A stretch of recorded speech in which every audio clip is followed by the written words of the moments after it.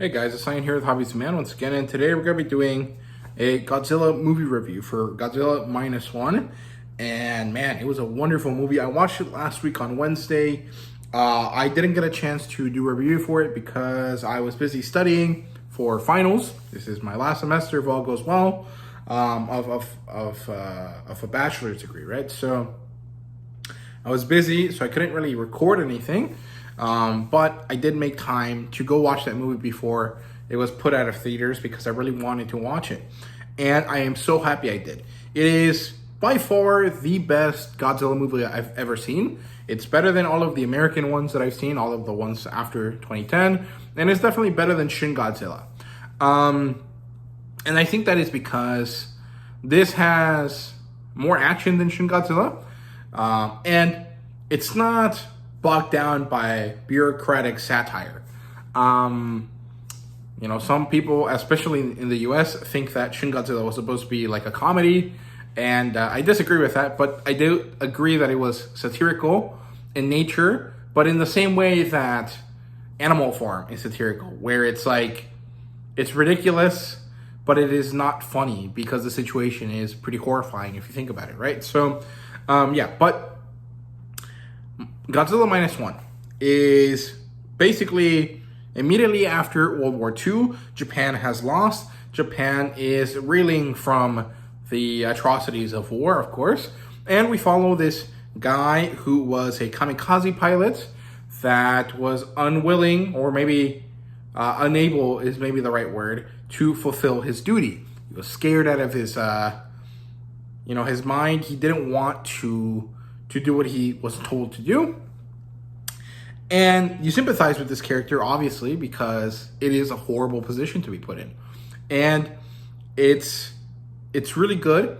And I really enjoyed this character in particular. I think that the exploration of like trauma of war was really interesting through him. And the fact that because of what happens in the early parts of the movie, which is he lands in this place called Odo Island, and he talks to these mechanics. They fix his ship, and then while he's there overnight, Godzilla shows up. And Godzilla becomes the embodiment of the horror of war that he experienced, and the embodiment of his failure and his survivor's guilt.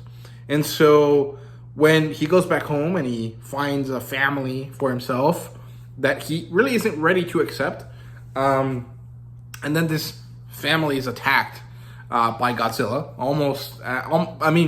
Realistically, they're attacked incidentally by Godzilla, but Godzilla definitely attacks the city that they live in. And so, again, he faces failure and loss and lack of conviction, basically.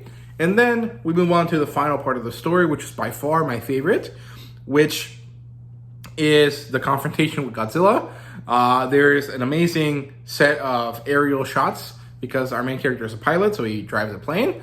There's a great series of ridiculous plans, sciencey plans to try to defeat Godzilla. And there's this wonderful scene that reminds me of some of my favorite scenes in other movies of people showing up to help. It almost feels kind of like Avengers Endgame, like portal scene kind of levels. It also reminds me of the Spider-Man scene. I think it's Amazing Spider-Man, when the whole city sets up the cranes so that Spider-Man can swing to the tower as quickly as possible, right? So I love this movie. I thought it was wonderful. I thought it was exciting and saddening and impressive and ridiculous, and it was awesome. And I really liked it. I thought it was wonderful. I loved all of the scenes with Godzilla. I also loved all of the scenes with the human characters. I really liked the characters in this. There was a baby. There was our main character who is dealing with PTSD and survivor's guilt.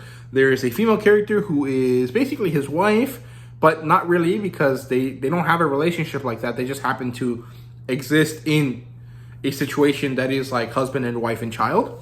And I like her. There's almost like this kind of like rom-com meet-cute moment between the two of them that I like. And I also love the three male characters that are friends with our main character, who are Dr. Noda, I think is his name, and then the kid and the captain. I can't remember their names, but I love these characters. The kid is obviously a naive young man that wanted to go to war but never got the opportunity to do so, and so the older men revere him or find him to be better than them because he managed to avoid those issues. Dr. Noda is someone that is very compassionate and willing to put himself out there, and he wants to basically right the wrongs that he did by being a, big, basically military engineer. And then there's the captain who went to war and now hates his government, and basically is just doing what he can in order to protect those that he's friends with. And I love the relationship that they have. I love Koichi, the main character. I really enjoy his plight and his struggles, and I really like the way that they portrayed them. And I really like the relationship he has with Tachibana, who is the other survivor of the Odo Island incident, and the resolution to their story at the end of the movie is great. I love everything about this movie. However, there are some things I like less, and one of the things that I like less is definitely the ending, because it basically erases one of the major issues that happened in the middle of the movie.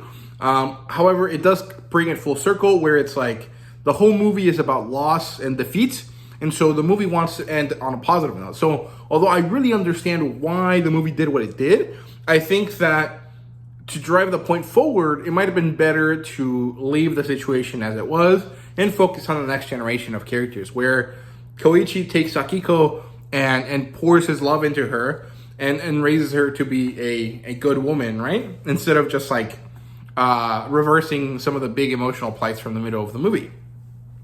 Now, does that really make the movie worse? Not really, no. I actually really enjoy metatextually, I enjoy why the ending is the way it is. But in the experience of watching the movie, I found it to be bad, because it kind of removed some of the emotions that I was feeling during the movie when this gets fixed, right? So that's really the only issue. Everything else was great. I really loved the inspirations that I felt flourishing and kind of coming off of this movie. Now, I didn't really catch any of the inspirations in terms of like Japanese movies and Japanese cinema, but a lot of the stuff that I saw reminded me of a lot of American movies, right? There was scenes that felt like Jaws. There were scenes that felt like Pirates of the Caribbean, specifically the second one, what's it called? Dead Man's Chest? The one with the Kraken, right? There's also scenes that reminded me of Spider-Man and of the Avengers Endgame. There was a scene that reminded me of something else. I can't remember, but there was like 6 or 7 movies that came to my mind while I was watching this. And every time that I saw that, I was very happy. I was very interested in the movie because it managed to homage these things, or at least feel like it was homaging them, because I'm not really sure that it was, but it definitely felt like it to me, or it reminded me very closely of these things, right? Of these other movies. And the way that I managed to do that and maintain this cohesion and this very like well thought out and well curated feeling is great. I loved it. So that was me gushing for 9 minutes about this movie. I hope you guys enjoyed. Let me know what you thought. Let me know if you've watched it yet. I do think that they extended it a week. I think that week is almost over, so I'm not really sure, but I feel like they'll probably extend the movie even further. So there might be chances for people to watch it more than once if you haven't watched it by the end of this week, right? So I recommend you guys go check it out if you haven't watched it yet, because it is phenomenal. It is probably the best movie that I saw this year. And it's awesome. Like, seriously, it is just great. So feel free to leave a comment if you want. And thank you guys very much for watching. See you guys later.